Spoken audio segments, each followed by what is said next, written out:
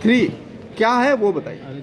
गतिमान विकास का संकल्प यानी पिछले 2 वर्षों से लगातार चुनाव पूर्ण होने के पश्चात यहाँ पर चुनाव जीतने के बाद 24 अक्टूबर 2019 को जब मैं यहाँ पर चुनाव जीतने के बाद बोरीवली में रहना शुरू किया, तब से लेके 24 अक्टूबर 2020, 24 अक्टूबर 2021 और 24 अक्टूबर 2022 बिल्कुल उसी दिन, सिर्फ साल बदल गया है लेकिन दिन वही है, तारीख वही है। जो काम हमने पिछले 3 वर्षों में किया, हर लगातार उस वर्ष का काम लोगों के सामने रखने का जो विश्वास आदरणीय प्रधानमंत्री श्री नरेंद्र मोदी जी लोगों को देते हैं, उसी विश्वास के साथ एक छोटा कार्यकर्ता इस नाते हमने भी जो काम किया वो लोगों के सामने रखने का प्रयास आज के दिन में हमने किया है।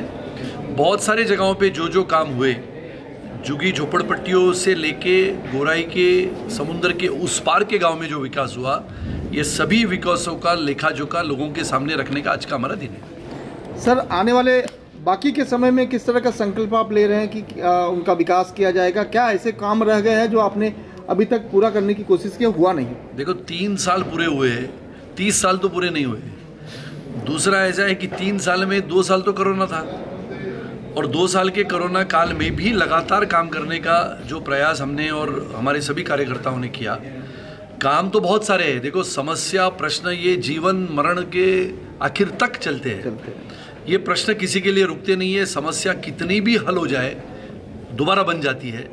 लेकिन बोरीवली के विकास के दृष्टिकोण से अगर देखें तो सबसे अहम मुद्दा जिसका उल्लेख हमारे आदरणीय सांसद जी ने किया, जो उनके मन की भी व्यथा है और बोरीवली करो की भी वेदना है या पीड़ा है कि बोरीवली में सबसे अच्छा मल्टी सुपर स्पेशलिटी हॉस्पिटल हो।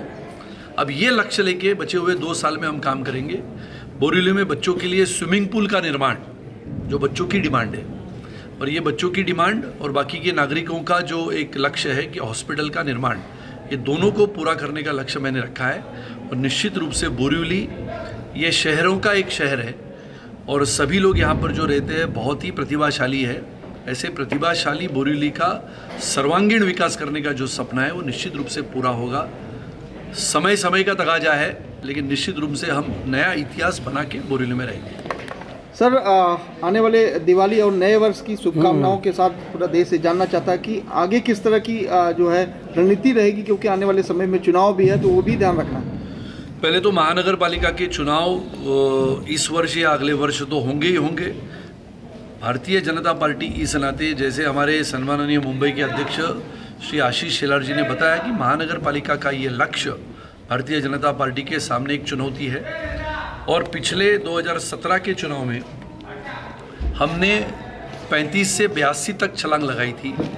इस बार 82 से छलांग 150 तक लगानी है और इसके लिए भारतीय जनता पार्टी के सभी कार्यकर्ता प्रेरणादायी विचार लेते हुए, आदरणीय प्रधानमंत्री जी की सोच को लेते हुए आधुनिक भारत की कल्पना, ये भारत एक नया हो, शक्तिशाली हो, गौरवशाली हो और भारत के नागरिक, महाराष्ट्र के नागरिक और मुंबई के नागरिकों को आधुनिक भारत के साथ साथ सोई सुविधा मिले, अच्छे रास्ते मिले, अच्छी शिक्षा मिले, अच्छे स्कूल हो, आरोग्य अच्छा रहे, इसके लिए अच्छे अस्पताल हो।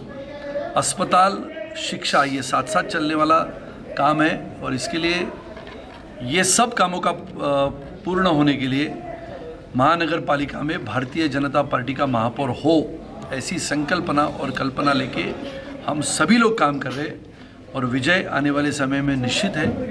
ये हमारी कल्पना नहीं, ये वास्तविकता है। इसके लिए दीपावली के शुभ अवसर पर सभी नागरिकों को ये दीपावली आनंदमय, सुखमय, आरोग्यदायी हो, ऐसी शुभेच्छा और शुभकामना मैं सबको देता हूँ। सुनील जी, इसके अलावा आशीष जी ने आपको एक नया नाम दिया है मिस्टर इंडिया का, उसको किस तरह से देखते हैं? आशीष जी मेरे मित्र हैं, आज नहीं लगातार 25 वर्षों का पार्टी का नाता हमारा है और हम वो कार्यकर्ता है कि पार्टी जब सत्ता में नहीं थी तो भी हम पार्टी के लिए लड़ते थे।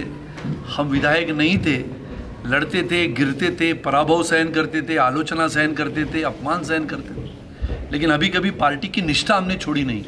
पार्टी सत्ता में आए ना आए, हम पार्टी के वो कार्यकर्ता है जो पार्टी आगे चले, पार्टी के साथ लोग चले और ये देश आगे बढ़े, इसके लिए हम काम करते हैं। मिस्टर इंडिया तो उन्होंने उपमा दी है, लेकिन मैं थोड़ा थोड़ा काम वैसे भी करता हूँ, कहाँ जाता हूँ कहाँ आता हूँ किसी को मालूम नहीं रहता है। इसके लिए आप सबको। सर, दिवाली के शुभ अवसर पर जो है एक तरफ खुशियां मनाया जा रहा है और दूसरी तरफ अरविंद केजरीवाल ने जो है दिल्ली में पटाखे फोड़ने से लगाए हैं रोक, जो लगाते हैं उन पर केस जो है करने पर जो है ऐलान किया है। इसे आप किस तरह से देखते हैं? नहीं, पहले तो वो दिल्ली में वो क्या करते हैं क्या नहीं करते हैं, रोक लगाने का काम है, ठीक है। आवाज़ी फटाखे न हो इसके लिए सभी लोग काम करते हैं, ये सामाजिक काम है। और राजनीति में फटाके तो फोड़ते ही है और फटाके तो फूटते ही है। महानगर पालिका के फटाके भारतीय जनता पार्टी इस बार फोड़ेगी। फोड़ने वाली। धन्यवाद। Thank you sir.